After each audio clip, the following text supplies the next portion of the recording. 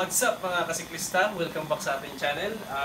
Narito na naman tayo sa bagong bike check natin. So itong bike na to, bike to ng kasamaan ko na si Jenny. So ito nga pala mga kasiklista, ito yung damit namin na pinaprint namin. So ito, Save the Earth, so Ride a Bike. So pinopromote namin na mag-bike yung mga kasamahan namin para naman makasave tayo sa Mother Earth natin. Ito pala yung bike nito. Yan. Makikita nyo mga kasiklista, ang ganda. Pang-aggressive na type ng bike. So itong bike ito, symbol bike lang to. Ngayon, i-bike check na natin to, itong bike na to. Labisi na bike to. So tara, samahan nyo ako.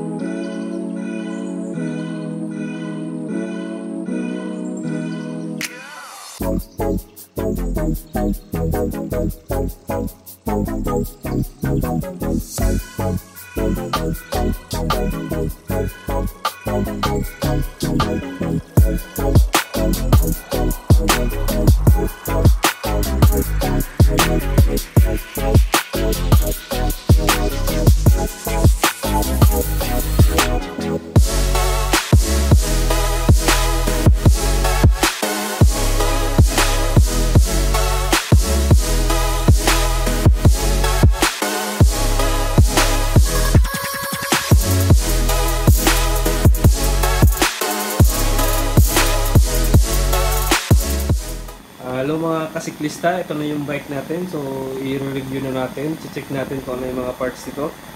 So bali itong bike ito, ulit ko lang symbol bike lang to. So itong frame nya, Labisi frame. So magandang frame to. Kilalang brand to na frame na to. So itong frame na to, 29ers na frame na chromoly steel. So parang kung titingnan mo, parang alloy siya. Pero steel to siya mga kasiklista, yun lang, pero magandaan to. So lightweight to siya na klase ng frame. Next natin na i-check itong rigid fork nya. Ito mga kasiklista, yan. Ito yung carbon na to na na rigid fork. So, ang brand nito ay Bontrager Switchblade. Ito yung parang unang labas ng rigid fork ni Bontrager.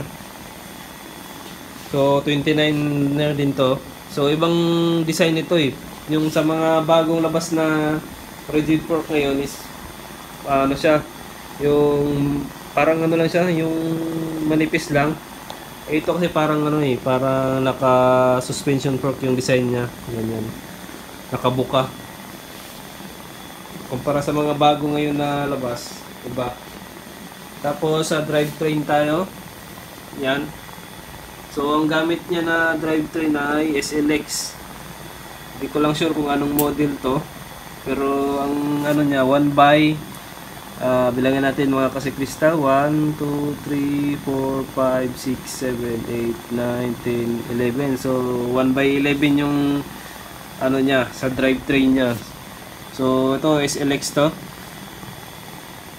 Bali Shimano to na SLX mga kasiklista. Tapos itong niya sa crank arm niya, SLX din to kasi group set to eh. Magka-set to. Itong niya, clip pedals niya, Exostar. Ang ganda nga nito. Ito yung palatandaan na maganda yung pedal. So pagka matuloy yung ikot niya, hindi yung na huminto ka agad. Kasi pagka nagpapadyak ka, maganda to eh. Wala masyadong parang friction na pag nagbabike ka. Tsaka itong chainring niya, bali ito pinalitan na to eh. Hindi na to yung original na yung chainring niya na bilog. So ito ay oval to. Oval chainring na 32 teeth. Hindi ko lang sure kung anong brand nito. Next natin yung rim niya. Ito yung rim niya mga kasiklista, yan. So ang brand ng na to, WTB. Yung brand ng rim niya. So alloy na to. So 29ers. Ang ano nito, model nito to frequency I-23. So aluminum alloy na. So ito pwede rin to, tubeless ready na din to. Tinanong ko yung may-ari nito, tubeless ready na. Tapos itong gulong niya, so 29er din na 2.2 yung lapad. Ito ba kapal talaga to. Kita nyo naman yung spikes. So ito Bronson na WTB yan, mga kasiklista yan. Bronson 2.2 by 29ers. Yan. So itong chain nya KMC na ano din to, by 11. Meron siyang ginamit dito na dati na chain yung ano, gold chain.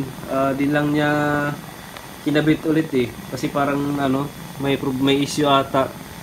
So binalik niya ito ulit. Ito yung saddle niya, mga kasiklista, Velo. Ito maganda to, magandang klase ito na saddle. Malambot, tsaka ano, hindi masakit sa puwet to. Itong ano niya, itong seat tube niya. Anong brand ito? Tingnan natin. 6-pack racing. Ito yung ano niya, seat tube niya. So, alloy na din to.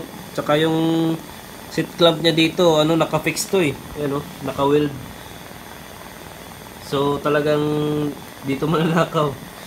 Naka-fix na eh. Yung brakes niya ginamit ni Mamel, SLX na Shimano. Di ko lang sure kung anong model to, pero tingin ko nasa 2015 to. Pati yung shifter niya SLX na din. Magandang klase na to, SLX.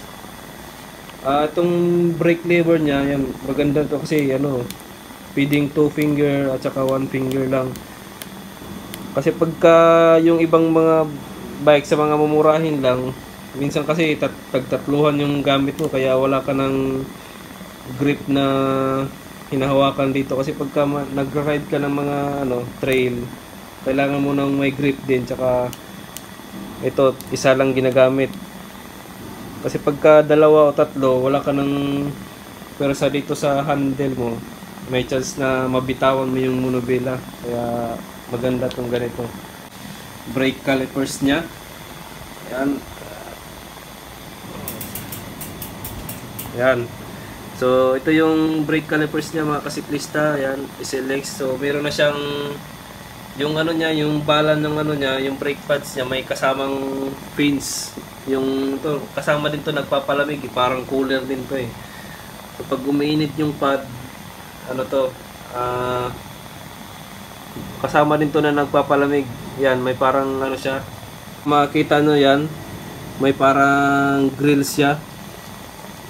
Kasama to sa brake pads na pag bumili ka nito, ganitong klase. Ito yung naka ano sa SLX. So kasama to na nagpapalamig, mga kasiklista. Tsaka itong rotor nya, tingin ko nasa 160.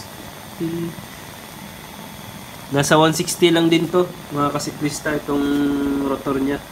160 mm. Tsaka yung hub nya, Speedan Soldier. Tinanong ko 6 pulse daw to. So paparinig ko sa inyo yung tunog dito.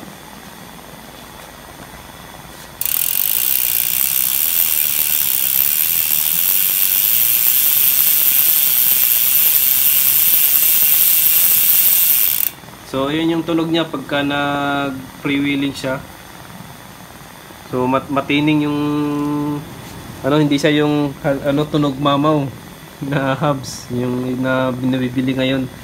So yung itong ano niya, spokes niya, Pellar na spokes na maninipis lang to. Yan. Handlebars niya, Labisi din, Ventinum. So nasa 31.8 ata to. Ayan, 31.8 nga. 31.8 yung diameter nito. Tapos yung stem niya, Labisi din. 31.8 yung clamping nito. Di naman to naka-negative eh, so straight lang yung stem niya. So ayun mga kasiklista, na check na natin to, itong mga parts ng bike na to. So ang cost nito nung tinanong ko siya, bali yung assemble na bike na to nasa around 40k. So sa time na to nasa pa lang to eh, 2017 na ata o 2016 itong bike na to na inassemble niya. So nasa 40k, so talagang medyo mahal. So yun lang mga kasiklista. So kung nagustuhan nyo yung video na to at kung gusto nyo rin to ng ganitong bike, so leave lang kayo ng comment sa comment section natin sa YouTube. At saka huwag kalimutan na i-subscribe kung nagustuhan nyo yung video natin. Huwag kalimutan nyo na i-share yung video natin. Thank you mga kasiklista, ride safe kayo palagi.